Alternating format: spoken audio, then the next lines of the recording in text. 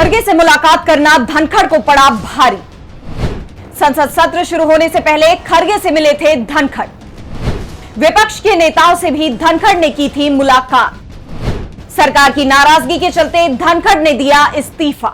Monsoon सत्र की शुरुआत से ही देश की सियासत में भूचाल आ गया है। सरकार बुरी तरह से फंसी हुई है।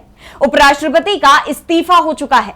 विपक्ष सवाल उठा रहा है तो प्रधानमंत्री नरेंद्र मोदी विदेश यात्रा पर रवाना हो गए हैं। ऐसे में खबर यह भी आ रही है कि सरकार लोगों का ध्यान धनखड़ के मुद्दे से हटाने के लिए ऑपरेशन सिंदूर पर जल्दी चर्चा करा सकती है। लेकिन सवाल यह उठ रहा है कि आखिर धनखड़ को अचानक इस्तीफा क्यों देना पड़ा? किसने धनखड़ को मजबूर कर दिया था इस्तीफा देने के लिए? क्या कारण रहा कि धनखड़ ने राज्यसभा में फेयरवेल स्पीच तक नहीं दी और इस्तीफा देने के बाद चुप्पी साध ली? धनखड़ भले ही अपने इस्तीफे का कारण अपना खराब स्वास्थ्य बता रहे हों, लेकिन एक बात तो साफ है कि इसके लिए कारण कुछ और ही है।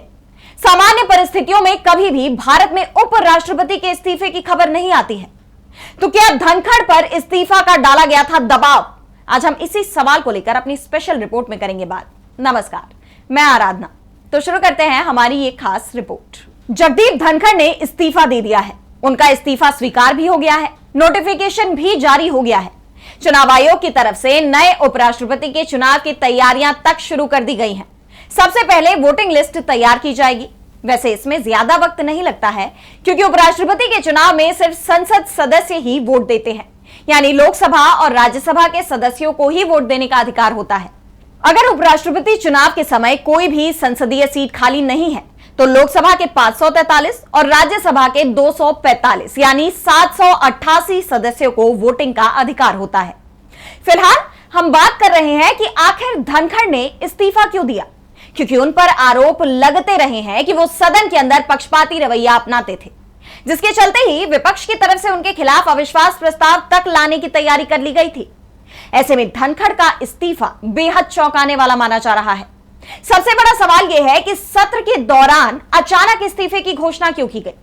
23 जुलाई को उपराष्ट्रपति का जयपुर दौरा प्रस्तावित था, फिर रात में इस्तीफा क्यों दिया गया? बीमारी का हवाला देना महज एक बहाना बताया जा रहा है।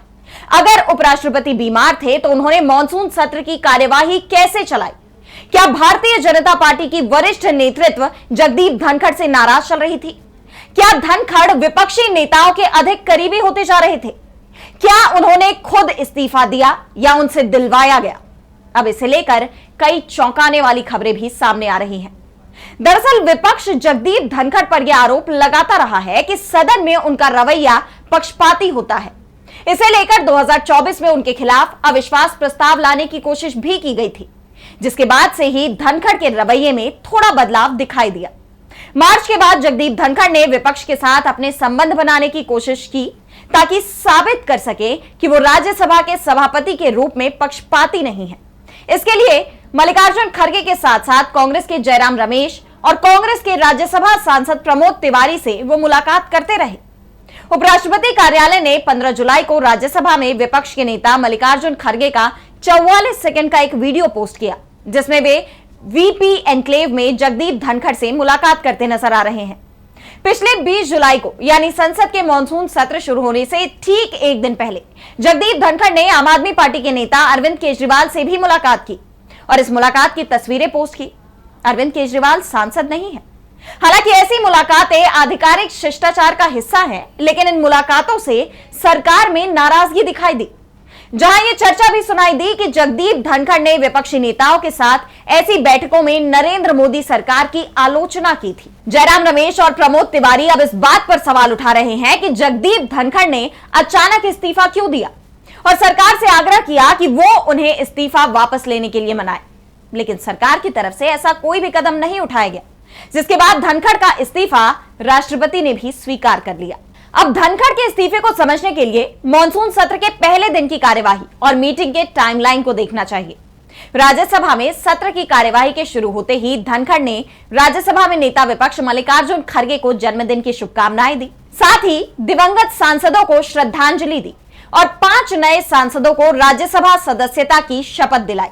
फिर दोपहर 2:15 बजे कांग्रेस के राज्यसभा सांसद जयराम रमेश और नासिर हुसैन ने जगदीप धनखड़ के कार्यालय जाकर उनसे मुलाकात की और यह कहा जा रहा है कि यह मुलाकात ही उपराष्ट्रपति पद से उनके इस्तीफे की वजह बन गई। इसलिए विपक्ष को लग रहा है कि दाल में जरूर कुछ काला है और वो मोदी सरकार से इसका सच जानना चाहती है। वैसे सच उपराष्ट्रपति जगदीप धनखड़ भी बता सकते हैं, लेकिन अभी उन्होंने भी चुप्पी साध रखी है। दरअसल जस्टिस यशवंत वर्मा के खिलाफ महाभियोग प्रस्ताव लाया जाएगा, इसका संकेत सरकार की तरफ से ही दे दिया गया था और ये भी संकेत मिल रहे थे कि इसी सत्र में यह प्रस्ताव लाया जाएगा। जगदीप धनखड़ ने पिछले काफी दिनों से न्यायपालिका को लेकर मोर्चा खोल रखा था। जस्टिस यशवंत वर्मा के खिलाफ सख्त एक्शन की बात खुलकर कह चुके थे। धनखड़ उपराष्ट्रपति के साथ साथ वकील भी हैं। इसी नाते वो जस्टिस वर्मा के खिलाफ कार्रवाई का चेहरा बनना चाहते थे। कांग्रेस को भी इसकी जानकारी थी कि जस्टिस वर्मा पर महाभियोग आना तय है। इस बात को समझते हुए कांग्रेस की तरफ से कोशिश शुरू हो गई, जिसकी कमान पार्टी सांसद जयराम रमेश और नासिर हुसैन ने संभाली। जयराम रमेश और नासिर हुसैन ने विपक्ष के 50 से ज्यादा राज्यसभा सांसदों से जस्टिस वर्मा को हटाने के प्रस्ताव पर हस्ताक्षर कराकर रख लिया। कांग्रेस ने राज्यसभा में बीजेपी को भनक तक नहीं लगने दी और जस्टिस यशवंत वर्मा के खिलाफ प्रस्ताव रख भी दिया। जयराम रमेश और नासिर हुसैन मॉनसून सत्र के पहले दिन यानी 21 जुलाई को दोपहर करीब 2:15 बजे विपक्ष के 63 सांसदों द्वारा किए गए दस्तखत वाले प्रस्ताव को लेकर जगदीप धनखड़ के कार्यालय पहुंचे, जहां उन्होंने उनके निजी सचिव को इसे सौंप दिया। जिसके बाद धनखड़ ने विपक्षी सांसदों के नोटिस मिलने की जानकारी सदन को दी। इसके साथ ही उन्होंने नोटिस की प्रक्रिया के बारे में बताया और कानून मंत्री को यह पुष्टि करने के लिए कहा कि क्या इस तरह का नोटिस निचले सदन लोकसभा में भी दिया गया है। यानी जस्टिस यशवंत वर्मा के खिलाफ महाभियोग प्रस्ताव को लेकर क्रेडिट की जंग के चलते धनखड़ को इस्तीफा देना पड़ गया, क्योंकि सरकार इसका क्रेडिट खुद लेना चाहती थी।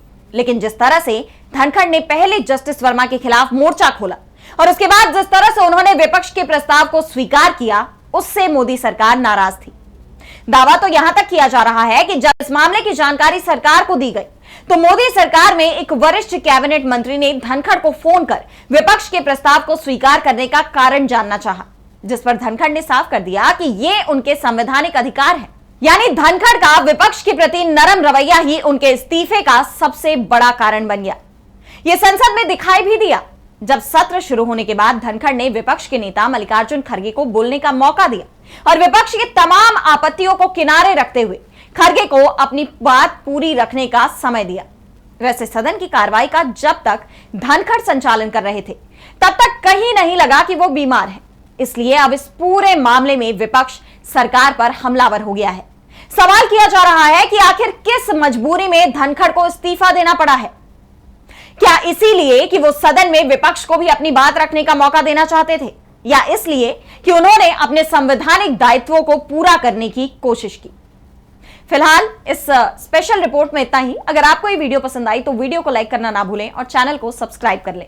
अभी मुझे दीजिए इजाजत और देश दुनिया की तमाम बड़ी खबरों के लिए देखते रहिए डीबी लाइव। नमस्कार।